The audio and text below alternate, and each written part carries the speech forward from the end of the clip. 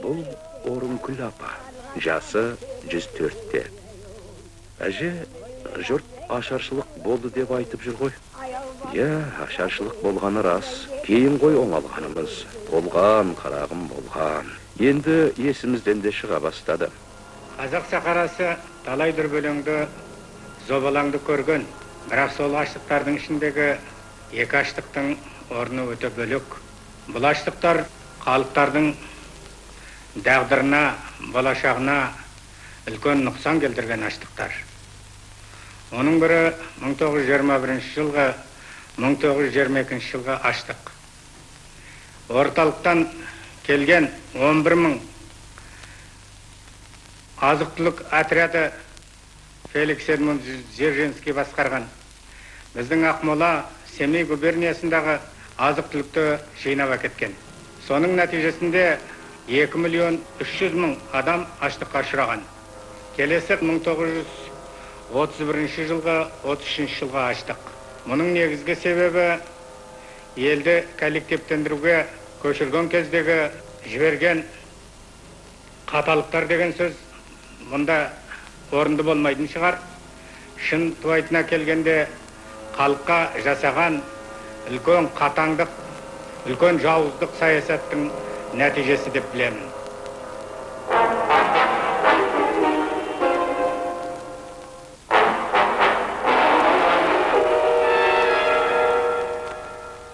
Ленин Түркістандағы төңкерісті шығыс елдеріне деген бірден-бір үлгі ретінде қолдап қуаттады. Алайда тек Түркістанның өзінде ғана 1921-26 жылдары 1 миллионнан аса адам аштық құрбанына айналды.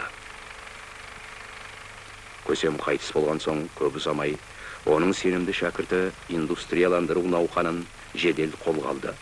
Қаржының болмауы бұл орайда Ленин гвардиясының қаперіне де кірген жоқ.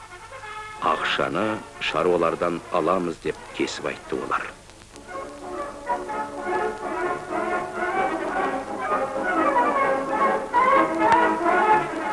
Мың 1925 жылдың қыркүйек айында Қызылордаға Қазақ өлкелік комитетінің бірінші хатшысы болып Филипп Исаевич Голощекин келді. Бұл партияның ысқаққан жауынгері шынында да кім еді? Әуелі жай атқа мінердің бірі, кейін тіс технигі, сонан соң кәнігі революционер болып шыға келді.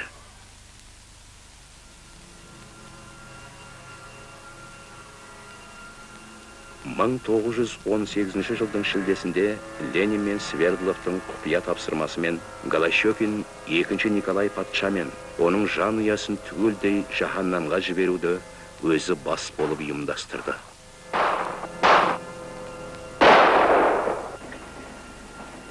Қазақ даласына табаны тигені сол екен, Голощекин бұл өңірде кеңес өкіметінің жоқтығын бірден мәлімдеді.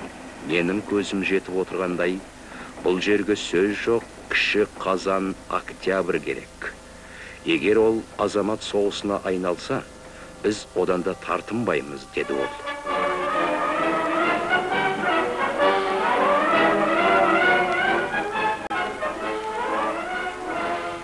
Жергілікті тұрғындардың 4-3 бөлігі көшпелі ғұмыр кешті. Өйткені көшпенділік дала қазақтар үшін атам заманғы дәстүр болатын. Қазақы тұрмыс тіршіліктің қоршаған ортаға бейімделіп кеткені соншалық.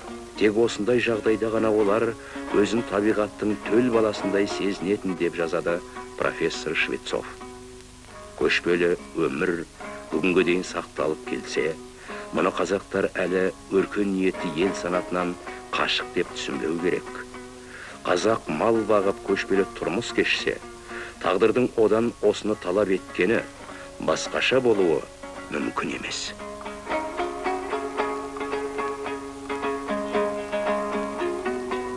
Қазақ халқы отырықшы ел болуы тиіс және болады да деп, кімдер неге сүйеніп айтты екен деп сұрады Тұрар Рысқұлов 1926 жылдың сәуірінде. Мұндай кезде келер, бірақ қазір емес, болашақта. Адал да ақылды адамдар былай деп ескертті. Ата кәсібі малшы кісінің қолынан таяғын тартып алып, оған күштеп кетпен ұстата салуға мүлдем болмайды. Мұның аяғы жақсылықпен бітпейді. Шаруа шалқаят, қазақ қырылып, жер иесіз қалады. Дәл осы тұста Әлихан Бөкейханов, Ахмет Байтұрсынов, Міржақып Дулатов, Смағұл Сәдуақасов, Зейнолла Төреғожин сияқты ел жақсылары өз халқын аман алып қалудың қамын қарастырды. Большевиктер оларға контрреволюционерлер деген айдар тақты. Бетіндегі қаймақтай қазақтың небір қалаулы ұлдары түрмелер мен лагерлерде іріп шіріді, одан қалғандары қуғынға ұшырады. Отырықшылық науқаны тез арада іс жүзіне асырылсын. Голощекиннің бұйрығы осылай болды. Енді сол жылдардың куәгерлерін сөзге тартайық. Әкем Байқадам Қаралдин босыған адамдарды жинап, әртел құрған адам.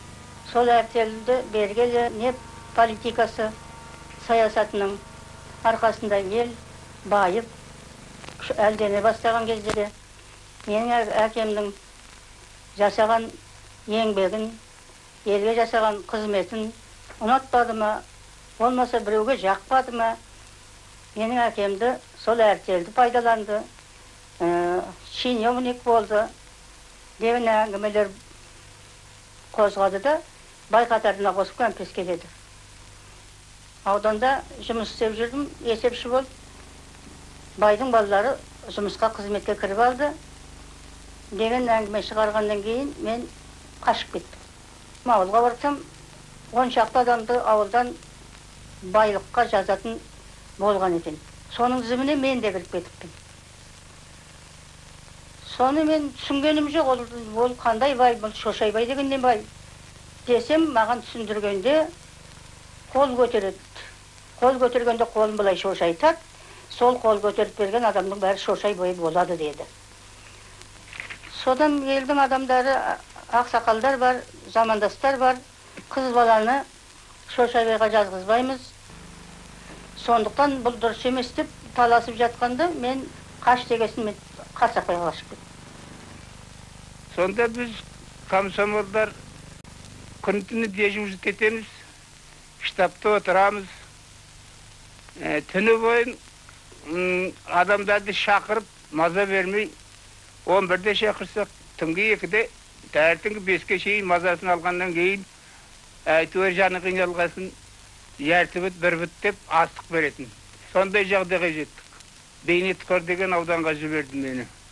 Сол агроном Ломакин Ленинградтан келген, қазақша білмейді, сен саған көмекші боласың деді. Біздің міндетіміз колхоздың жылдық өндіріс планын жасау.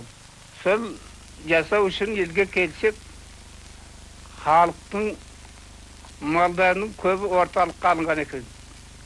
Орталық бір қорада жылқы, бір қора қой, бір қорада сиыр, бір қорада қалған малдарын халық сойып апты бәрі. Сөйтіп жүріп план жасадық.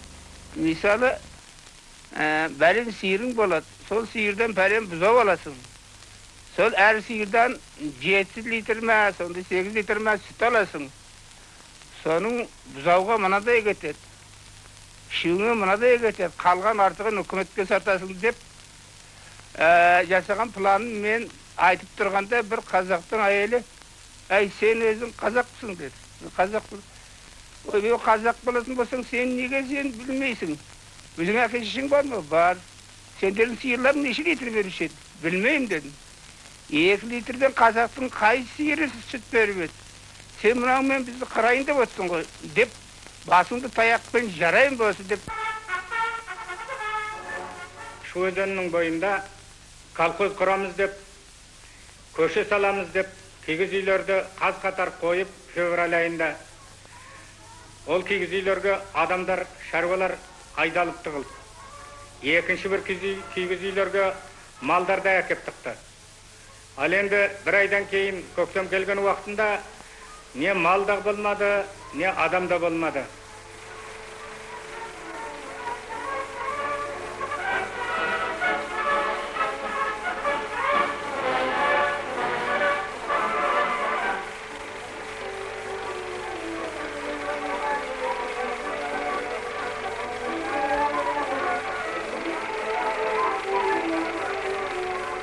Taşlık neden bastaldı. Dendi dalaga koyup koysa, mına hükümetten çıkan vekilleri keledi dağı, kolunda tayağı var, temir tayağı kay jerde denbarın bile turtup bolsa aşıp alıp kete beredi. Ha bu ne desen? Den plan orunda olmayatır deydi. Ol adamlardan karşı turuğa hiç qanday oğanın akısı bolgan yok. Denini alıp ketdi sıfırıp 31-ci yılın kısımda kazalda ulgun açlık bastaldı Qaraqalpaqqa. Menin akim koşa bastadı. Bizden iki tüyemiz var ekan. Kızılgumdu basıp ötdük. Bizge yerip жүрген bosuk kelatırgan kalıktın kesep sanı bolgan yok. Bizden iki tüyemizge ilesip arkalangan kempir şansı da yok. Bazarga barganda dendi satıp oturadı Qaraqalpaqlar. Ana kazaklar bas salatda ağzına kuya beredi dendi. Ol üstünden tevu batır, tayak bilen oru batır, ontıqna baydı, yer bağırlap jatıp, ana dendi ağzına kuya beredi. Ötkeni onlar ölüp baratkan kazaklar edi. Men bir Özbek, ya bir Qaraqalpaq, bir Türkmen açtan gülmettesem ötürükşü bolmayım. Ne ol közümen körgen nerse. Afat Kazak kalkana geldi. Kazaktın malından ayırdı, yemi botkan malından ayırıp algandan koyun dihkançılıkka özü kolaysızda o kalıklar kırıldı da kaldı Kazak. Onu ayta veresin bolsa o tolup jatkan söz. Menin akim Abiş. Abiş'tin akesi Cumatay. Cumatay'dın akesi Joldubay. Sol 4-nji atamız Joldubay'dın kindiginen taragan urpak 31-nji ýyly 94 ödü. Sol 94'tün 33-nji ýylga kalgany 7 gana. Ana hasrettin boların erte sezgendey akemdi, şeşemdi, ayelim önümde alıp erterek Qarqaraldan Qaragandyga ketkendigim misalдар bolar. Sol bir ýyly jan 5 otura galdyk da eldegilerden tira galgan 2 gana. Bizden baraktyň agynda bir kürkö bolatyn sol kysygynga 40 gras ayaz surakul boranda sonda bir 3 ýigit jumuşa ýigit turatyn. Şöwde bizim ismilerde sewşet. Bir gün tungy ismilega şöw birde kelmey galdy.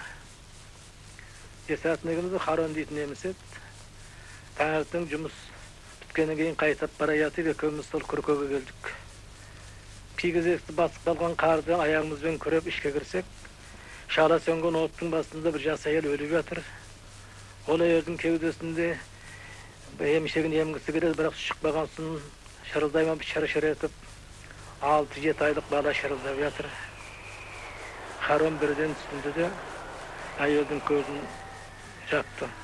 Balan orap aldy da tura jöneldi.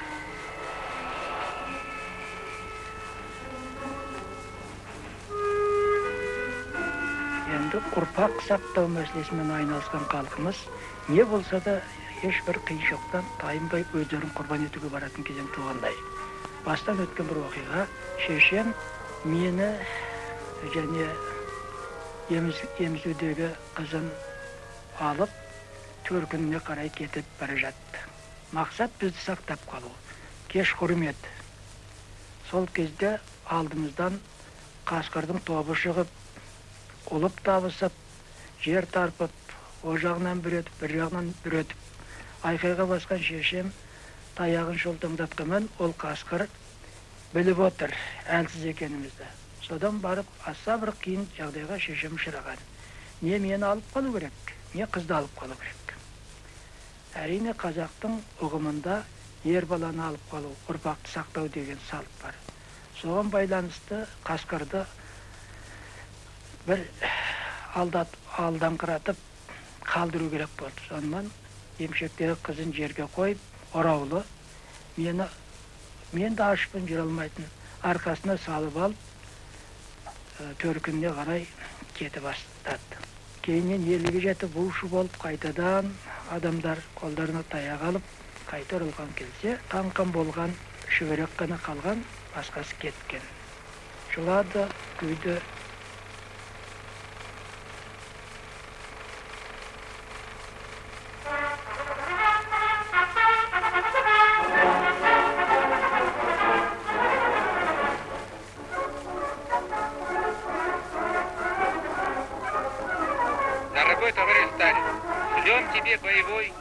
Qambatty Stalin joldaş, sizge bolşeviktик жауынгерлик сәлем жолдаймыз.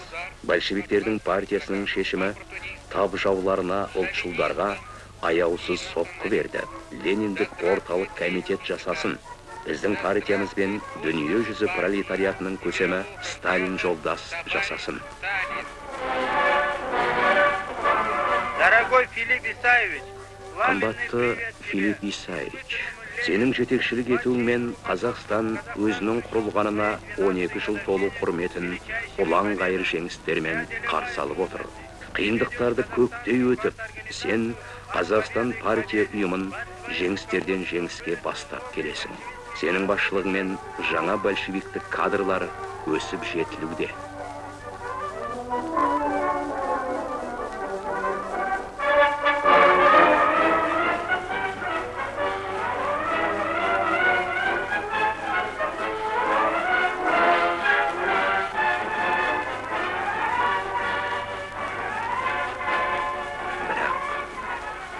Бірақ осынау геноцидті тоқтатуға тырысқан басқа да адамдар болды. Коллективтендіру әдісін сынға алып, 1932 жылы 5 коммунист өлкелік комитетке хат жолдады. Голощекин оларды ұлтшылдар деп айыптады. Бізге де кезек келген шығар деп ойладық деп еске алады кейін қазақтың аса көрнекті жазушысы Ғабит Мүсірепов. Қолында қанды қылышы жалаң қаққан жендет үшін біздің өміріміз неге тұрушы еді? Партияның көрнекті қайраткері Тұрар Рысқұлов Сталинге 3 рет хат жазды. Қазақтардың орнынан үдере көшуі үдей түсуде. Аштық пен обадан өлген адамдардың көбейгені соншалық, орталық тез арада бұл мәселеге араласпаса болмайды. Ал бұған партия қайраткерлері қалай жауап берді десеңізші? Мемлекетке астық пен ет өткізу жоспарын қайткенде де орындау керек.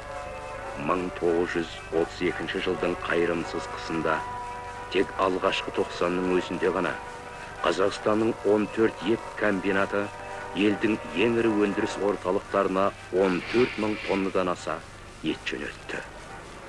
Әсіре атқа мінерлер мен өкілдердің аузындағы ұрдажы құран мынау болды: аша тұяқ қалмасын, асыра сілтеу болмасын.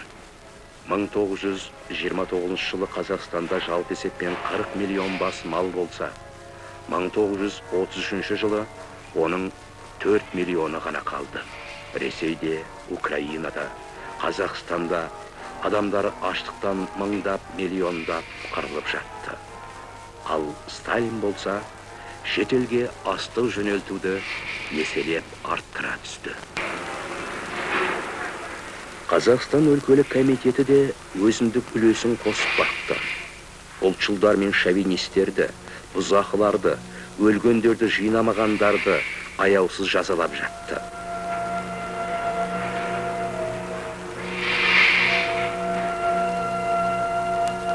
Аштық аранын аз да болса бітей тұру үшін ұрланып, пішен арасынан табылған кішкентай ғана қыз бала. Я ұрланған. Мына қыздың еті қазанға түсіп үлгермеді. Ал мынаусының етін жеген бұл сорлыларда не жазық бар?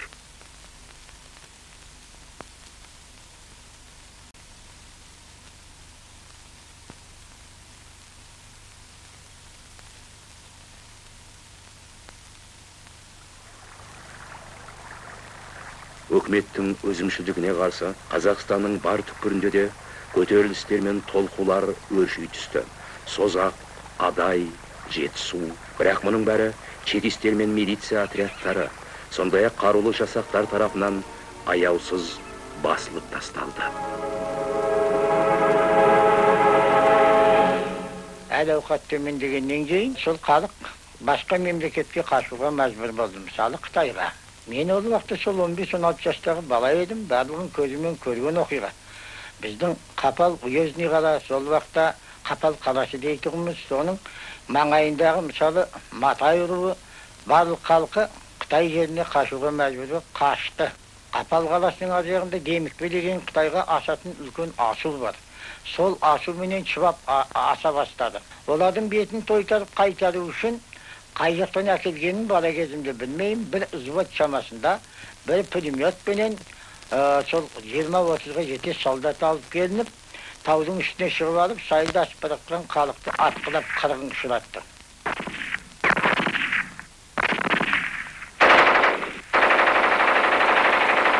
Оларға көмектескен жергілікті НКВД дейді, соның адамдары болды. Кемінде 1000 шамалы адамдар өлген болу керек. Солардың сүйектерін жерде индеп апара жатқанын көзім көрген адаммын.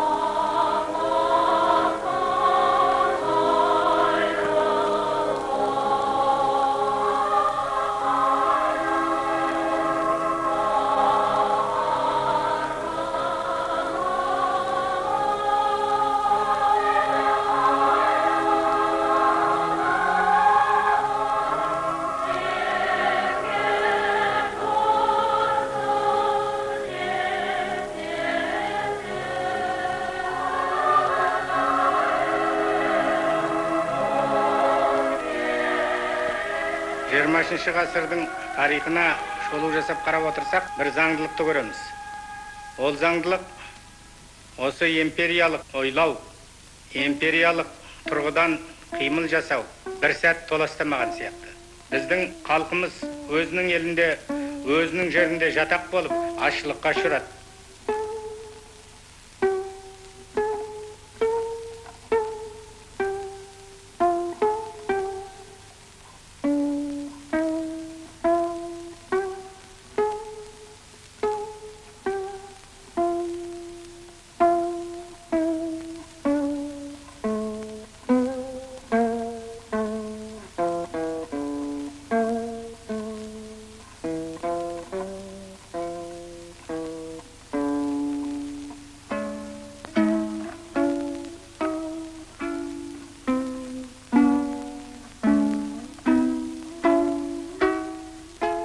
Коллективтендіру кезеңі далалықтар үшін ұлы трагедияға айналды.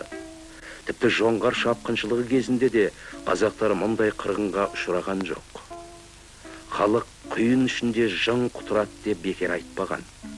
Тіріні тірліктен бездірген, ауылды қараң қалдырған, адамды жаннан айырған, халықтың рухын майырған сол құйынның ішінде қандай ғана жын болды екен.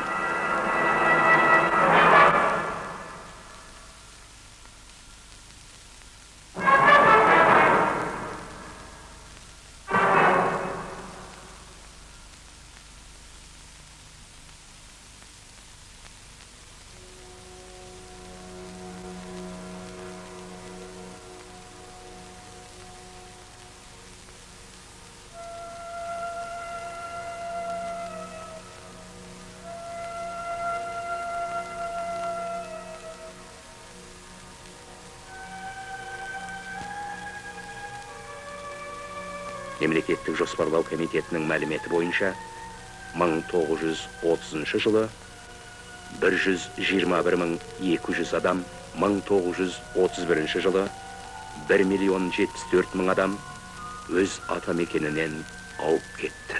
1931-1933 жылдар аралығында оба мен аштықтан 1,700,000 қазақ құрбандыққа ұшырады.